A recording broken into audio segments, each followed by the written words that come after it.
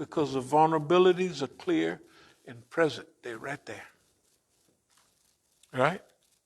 And the Muslims have been hiding so long in the Masjid that if we can mobilize 10% of the Muslims, we got a zillion people.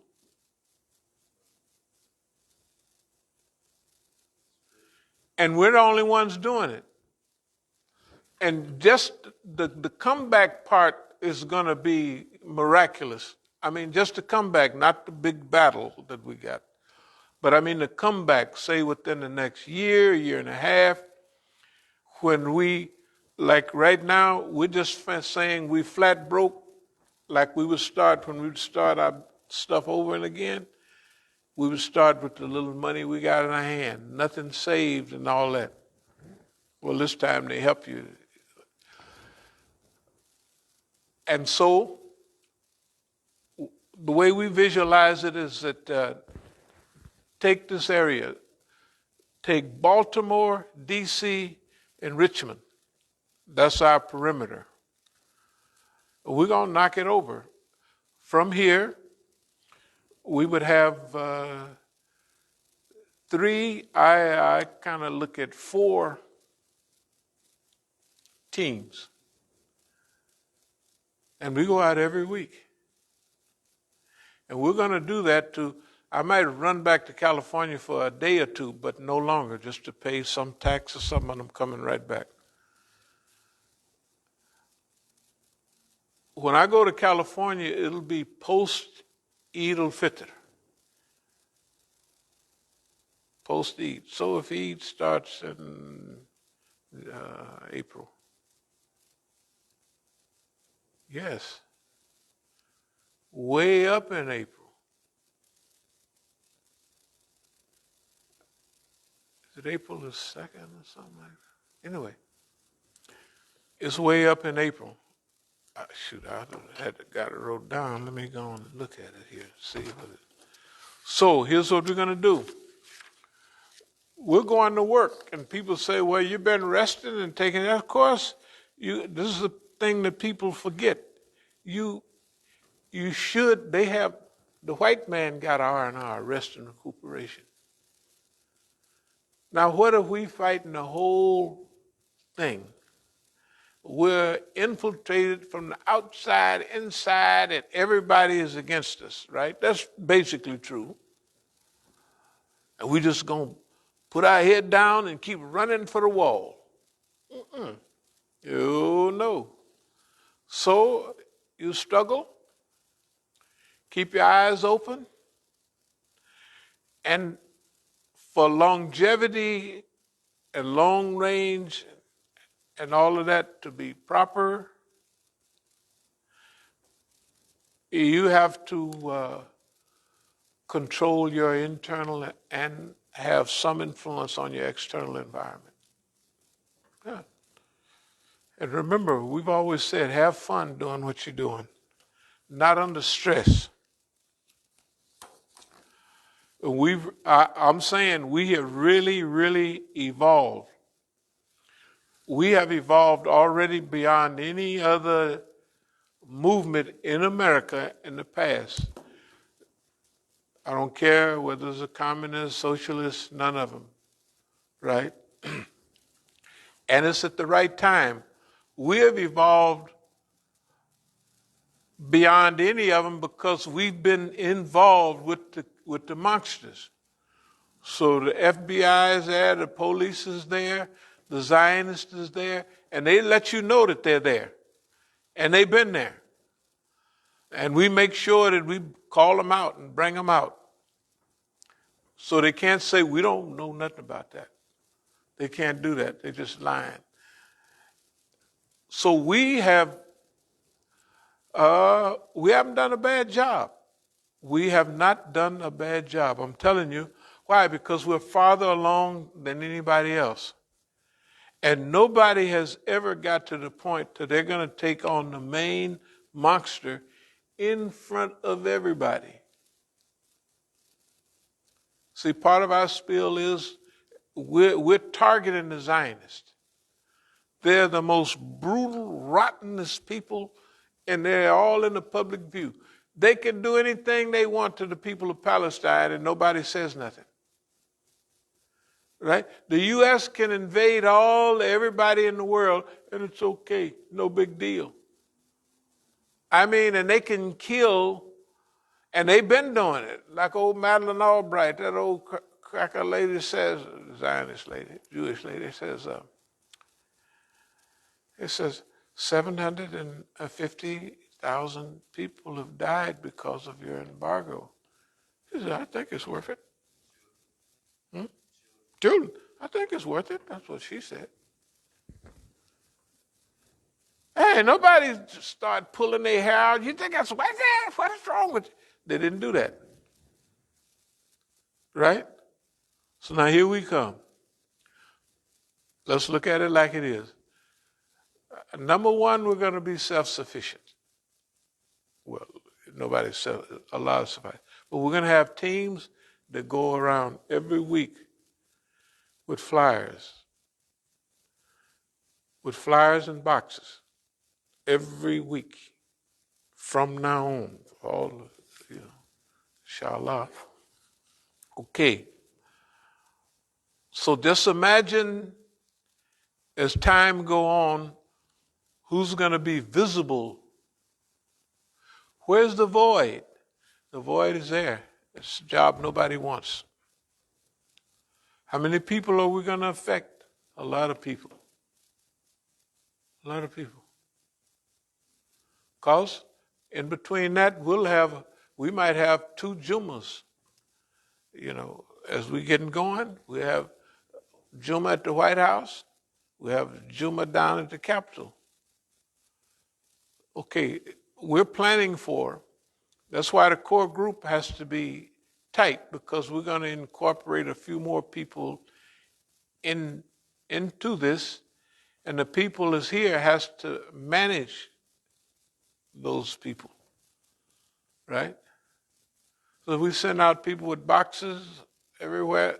One of us have to be there to, it's okay if somebody but we don't want people just like, there's $1,000 in there. Well, let me leave $50 at least, in the box. It's okay. We're going to get by anyway. Here's the thing is, the way this is planned, we're going to get by anyway. We're going to remodel all of everything here. We're going to bring it up to date with our own money that we're going to collect all around. I just want you to imagine that after a few months, we've been Baltimore, right? We've been to D.C. We've been down as far as Richmond, right? That means that now we've had this written down for years. You remember all of this stuff? Okay, but it's at the time for it to happen is now. That's where patience, you got to be patient with yourself and patient with your environment. And it's just like when you got to move something or lift something, you get a taste. That we have that taste. That taste is here. That means it's a done deal. It don't make no difference whether the government like it or not, or they throw monkey wrenches, throw them. It don't. This is going to happen with Allah's help, So you do what you want to do. That's the way it looks to us. Okay, let me try to post-traumatic growth. I'll just be brief. We talked about that before. They have post-traumatic stress disorder. They got post-traumatic slavery disorder. They got a lot of that stuff. Y'all heard about all? They got all kind of, the Negroes talking about post-stress. The niggas is in slavery so long. Well, of course, it has some effect on you, right? But ain't no sense of sweating it now, right? We're not going to sweat all of that. We took this a long time ago that we're going to turn it around. Post-traumatic growth. That we're going to get growth out of this.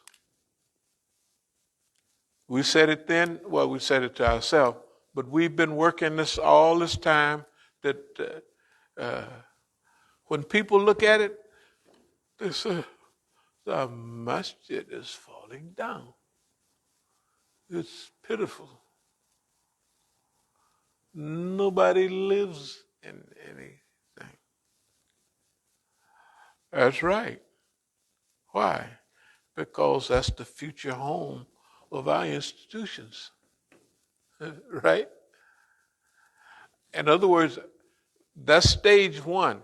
When we complete that, the Strategic Command Center, the office structure, all of that, that's stage one.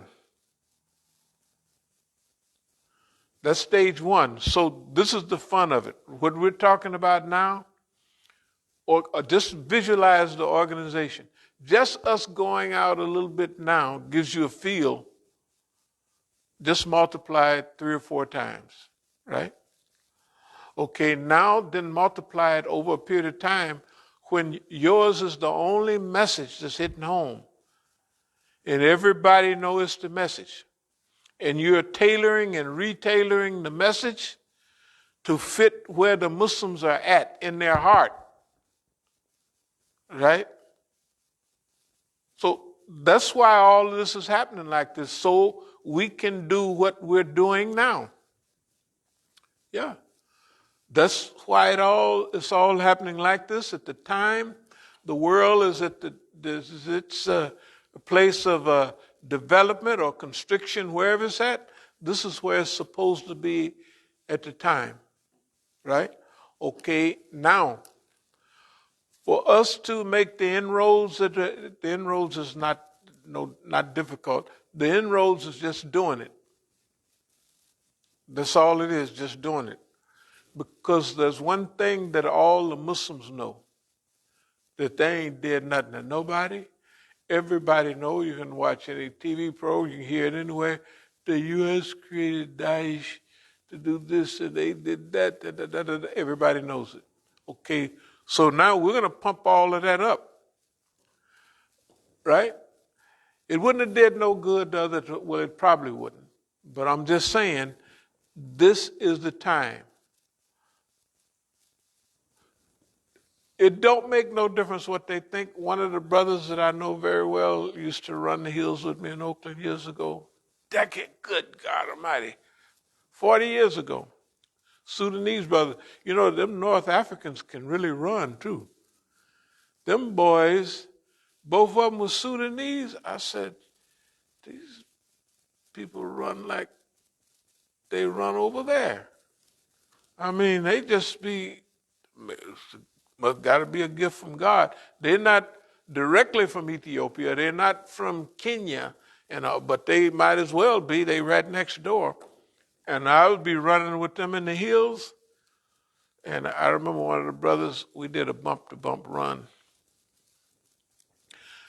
AJ Bump is a restaurant, so from Davis AJ Bumps to the AJ Bumps in Sacramento, it was maybe 15 miles away. They call it bump-to-bump run. So every Saturday we would go on a run, outside run, but at least 3 days a week. I was running every day, but we was running them hills in Oakland, and I like these things around here. This just like it run you crazy if you didn't like it, but I liked it, so it's all right. So one of the Sudanese brothers, the one that was here the other month, we just running along. I said, is this a good pace for you? He said, Alhamdulillah. I said, so you feel nice and comfortable at this pace? You know, we almost to Sacramento by then. Alhamdulillah. I said, well, I have to kind of cool down a little bit. So, but he cooled down with me because he was running for the fun of it. Hey, man, all people got a certain gift. And the gift that Allah gave us is the ability to mess with the white man, the Americans, and the Zionists, just to whoop to everybody else. It just whoops them all. It ain't nothing they can do about us. There's something. I don't think he like us, nothing like that. But we done put a jinx on him. Yes. Now I know that part. He's spooked. He pretending. We'll get rid of that nigga. Some of them say they get spooked.